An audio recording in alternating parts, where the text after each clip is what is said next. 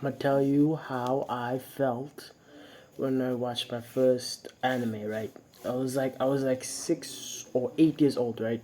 8 years old. I was coming back from school, obviously. Came back from school. I was doing just regular stuff. I came back. I was feeling pretty peckish. Like I make myself a snack. I go over, switch on the television, and then just watch some stuff randomly. I was watching like Kicking It, some couple of Disney shows.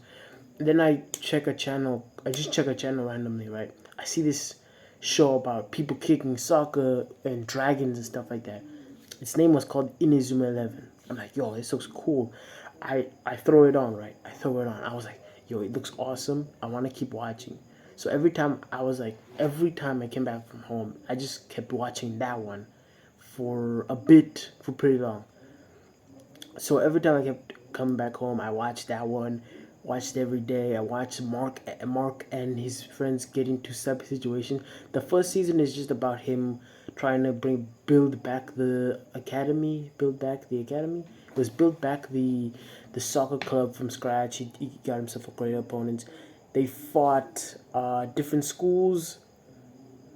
They fought different schools, gods, and then they fought aliens. Then they were gonna go into the World Cup, and then I think there was more seasons, but I haven't watched all of them.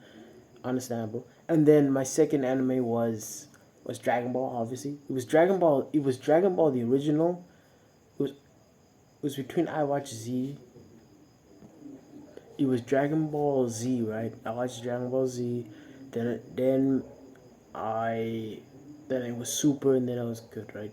Then after that, it was Naruto. It was Naruto? Watched Naruto on another channel as well.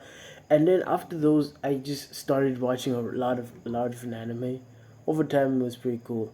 For me, overall, the reason that I kept watching anime was because it was kind of exciting and fun. And one of my favorite and